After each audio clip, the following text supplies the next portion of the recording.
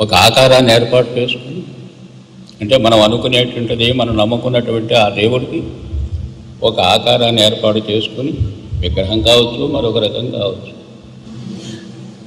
పూజ చేసుకునే స్థానంలో దాన్ని ప్రతిష్ఠించి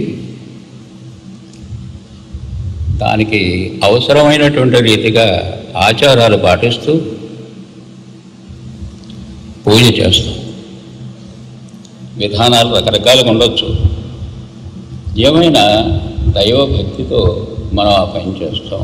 అది అనేక విధాలు, దేవుడు అనేక విధాలు అయినట్టుగానే ఆ పూజా విధానాలు కూడా చాలా రకాలుగా ఉంటాయి.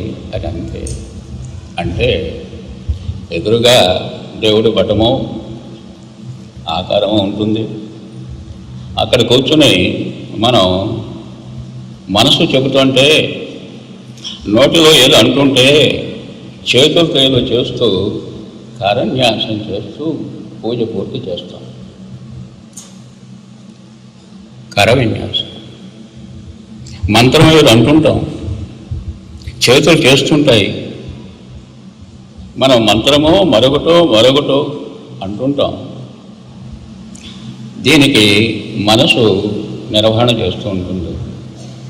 ఇది పూజ, కనిపిస్తున్నటువంటి పూజ. చేతులతోనూ నోటితోనూ మాటతోనూ చేసినటువంటి పూజ. అయితే ఈ పూజని అంతటి కాకుండా ఆరాధనగా మారిస్తే ఫలితం ఉంటుంది. ఆరాధన ఉంటుంది. దీనికి అనేక అర్థాలు ఉన్నాయి. కానీ ఈ పూజకు సంబంధించినటువంటి నేను చెప్పేటటువంటి ఆరాధన అంటే, ఎంతసేపు ఆ దేవుడి పటం ముందు మనం చేసినటువంటి పూజా విధానాన్ని అంతటినీ, ప్రత్యక్షంగా కనిపిస్తున్నటువంటి దాని అంతటినీ ఒక్కసారి మనసులోకి తీసుకోవాలి, మౌనంగా. ఈ కార్యక్రమానంతటినీ కూడా మనం చేతులతోనో నోటితోనో చేసినటువంటి కార్యక్రమానంతటినీ కూడా మౌన మనసుతో మళ్ళీ పూజ చేసుకోవాలి. మనసులోనే, మౌనంగానే. అప్పుడు మీకు కలిగేటటువంటి ప్రశాంతత మీ అనుభవంలోనే ఉంటుంది. చేసి చూడండి. మనసుకు ప్రశాంతత ఏర్పడుతుంది.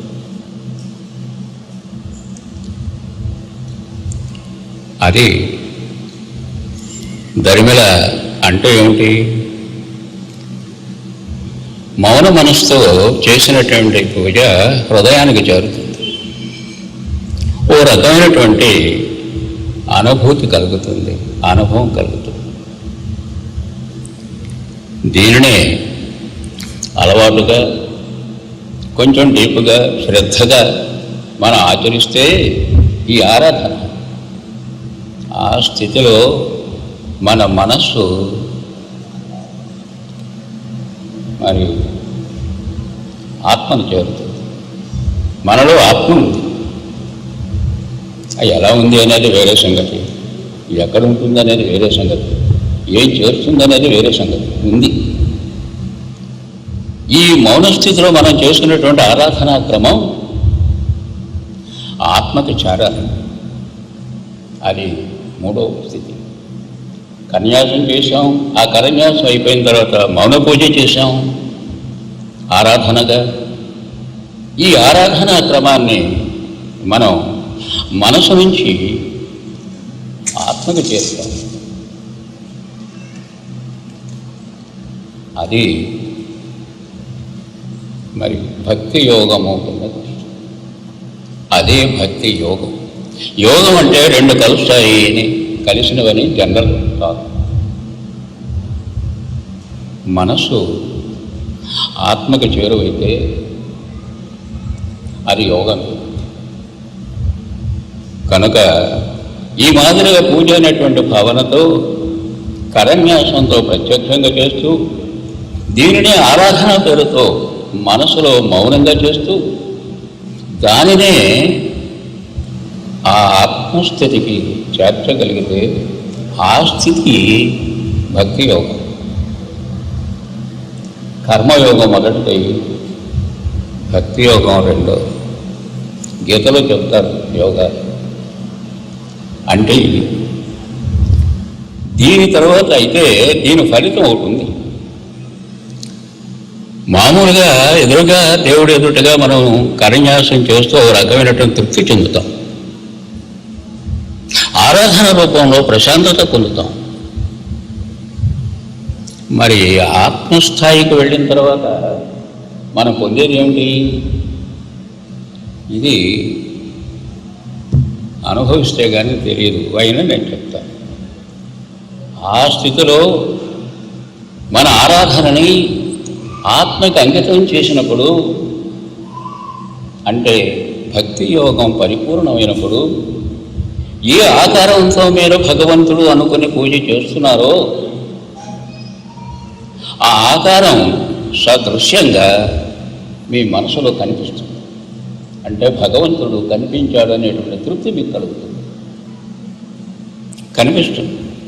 ఎవరు ఏ రూపాన్ని ఆరాధించారో ఆ రూపంలోనే భగవంతుడు మీకు ప్రత్యక్షం అవడం జరుగుతుంది. అది వారి అనుభూతి. ఇది ఆలోచించదగినది. సరే, ఇంతవరకు ఇది భక్తి యోగం, కర్మయోగం, భక్తి యోగం. ఈ రెండూ కూడా భౌతిక జీవితం అనే విషయాన్ని మాత్రం గ్రహించాలి. సాధారణంగా దేవుడు, భక్తి ఇదంతా ఆధ్యాత్మికం అంటారు. ఆధ్యాత్మికం కాదు. ఆధ్యాత్మికం అంటే ఏమిటి? ఆత్మకు సంబంధించినది అని అర్థం. ఇక్కడ దేవుడికి సంబంధించింది మనం చేస్తున్నది కానీ ఆత్మకు సంబంధించింది కాదు. కనుక ఇది ఆధ్యాత్మికం అవడానికి అవకాశాలు లేవు. దేవుడికి సంబంధించినటువంటి వ్యవహారం. దేవుడు మన జీవితంలో భాగమే, మన జీవితంలో భాగమే. అసలు పూజ ఎందుకు చేస్తాం?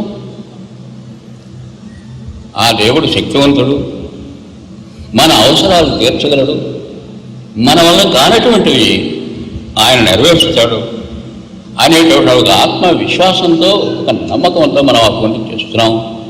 అయితే ఆ తృప్తి అనేటువంటిది వ్యక్తిగతం. ఈ రెండు భౌతిక జీవితానికి ముఖ్యం.